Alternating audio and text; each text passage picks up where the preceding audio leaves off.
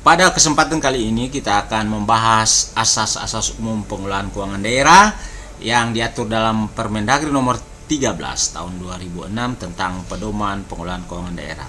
Di mana dalam Permendagri nomor 13 tahun 2006 itu tentang pedoman pengelolaan keuangan daerah itu mengatur ada dua asas utama diatur di dalamnya. Yang pertama itu asas umum pengelolaan keuangan daerah sebagaimana diatur pada bab 1 bagian ketiga, tersebut dalam pasal 4 terdapat 11 ayat di situ, di mana terdapat 10 asas umum pengelolaan keuangan daerah. Yang kedua, asas umum APBD diatur pada bab 3 bagian pertama, di dalam pasal 15 sampai pasal yang 21 yang mengatur tentang asas umum APBD. Sebelum kita mengetahui asas-asas tersebut, kita samakan dulu persepsi bahwa asas itu adalah dasar atau sesuatu yang menjadi tumpuan berpikir atau berpendapat. Itu sebagaimana definisi yang disebut dalam Kamus Besar Bahasa Indonesia. Mari kita bahas satu persatu asas umum pengelolaan keuangan daerah. Yang pertama, tertib. Tertib artinya bahwa keuangan daerah dikelola secara tepat waktu dan tepat guna, yang didukung dengan bukti-bukti administrasi yang dapat dipertanggungjawabkan. Kata kuncinya tepat waktu, tepat guna, dan bukti-bukti administrasi. Yang kedua, asas pengelolaan keuangan daerah adalah taat. Taat artinya pengelolaan keuangan daerah itu harus taat pada peraturan perundang-undangan tentang keuangan daerah, harus berpedoman pada peraturan perundang-undangan yang ada. Kemudian yang ketiga, asas efektif, yakni merupakan pencapaian hasil program dengan target yang telah ditetapkan, yaitu dengan cara membandingkan keluaran dengan hasil.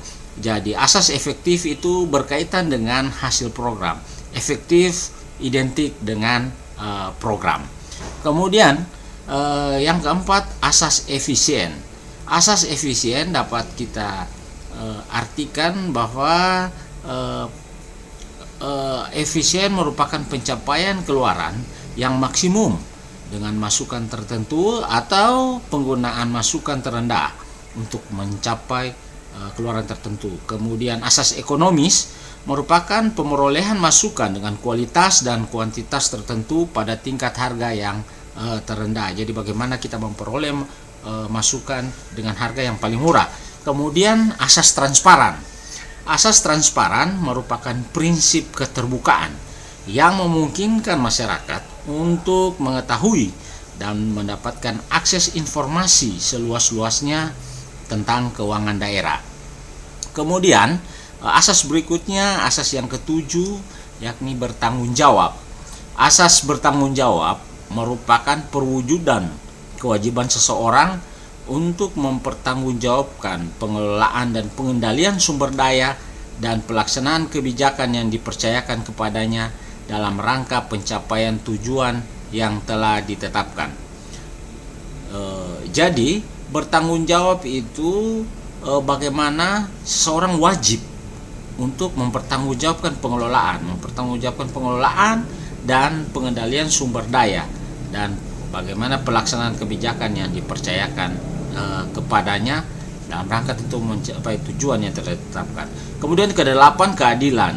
Asas keadilan adalah keseimbangan distribusi kewenangan dan pendanaannya dan atau keseimbangan distribusi hak dan kewajiban berdasarkan pertimbangan yang objektif. Kemudian kepatutan adalah tindakan atau suatu sikap yang dilakukan dengan wajar dan proporsional. Kemudian asas yang terakhir, yaitu manfaat untuk masyarakat, adalah bahwa keuangan daerah ditomakan untuk pemenuhan kebutuhan masyarakat. Kemudian mari kita bahas asas umum APBD yang diatur dari pasal 15 sampai pasal 21 dalam Permendagri 13. Asas yang pertama dalam APBD yaitu APBD disusun sesuai dengan ketentuan penyelenggaraan pemerintahan dan kemampuan pendapatan daerah, di mana harus berpedoman pada RKPD. Kemudian APBD mempunyai 5 fungsi yang nanti pada sesi terakhir kita akan bahas kelima fungsi itu secara lebih detail. Kemudian Asas berikutnya, APBD, perubahan APBD, dan pertanggungjawaban pelaksanaan APBD setiap tahun ditetapkan dengan peraturan daerah. Peraturan daerah sebagaimana kita ketahui merupakan payung hukum yang cukup kuat untuk pelaksanaan APBD. Kemudian penerimaan daerah terdiri dari pendapatan daerah dan penerimaan pembiayaan daerah. Kemudian asas berikutnya menyebut pengeluaran daerah terdiri dari belanja daerah dan pengeluaran pembiayaan daerah. Kemudian asas umum APBD menyebut dalam menyusun APBD, penganggaran pengeluaran harus didukung dengan adanya kepastian tersedianya penerimaan dalam jumlah yang cukup. Kemudian pendapatan, belanja, dan pembiayaan daerah yang dianggarkan dalam APBD harus berdasarkan pada ketentuan peraturan perundang-undangan. Kemudian seluruh pendapatan daerah, belanja, dan pembiayaan daerah dianggarkan secara bruto dalam APBD. Selanjutnya asas umum APBD adalah APBD merupakan dasar pengelolaan keuangan daerah dalam masa 1 tahun yang dimulai 1 Januari sampai 31 Desember. Mari kita bahas fungsi-fungsi APBD. Yang pertama, fungsi otorisasi yang mengandung arti bahwa anggaran daerah menjadi dasar untuk melaksanakan pendapatan dan belanja pada tahun yang bersangkutan. Itu adalah fungsi otorisasi. Kemudian fungsi perencanaan yang mengandung arti bahwa anggaran daerah menjadi pedoman bagi manajemen dalam merencanakan kegiatan pada tahun yang bersangkutan.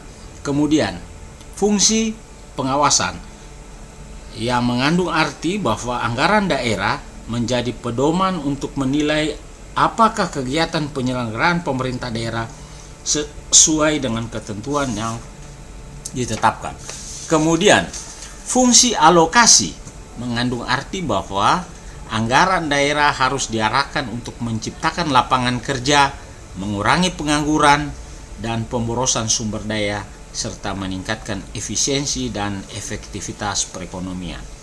Kemudian keempat, fungsi distribusi mengandung arti bahwa kebijakan anggaran daerah harus memperhatikan rasa keadilan dan kepatutan. Kemudian fungsi yang terakhir, fungsi yang kelima, fungsi stabilisasi yang mengandung arti bahwa anggaran pemerintah daerah menjadi alat untuk memelihara dan mengupayakan keseimbangan fundamental perekonomian daerah. Demikian asas-asas umum pengelolaan keuangan daerah yang dapat kita sampaikan. Untuk menggali lebih lanjut nanti kita pada pertemuan-pertemuan berikutnya. Sekian dan terima kasih.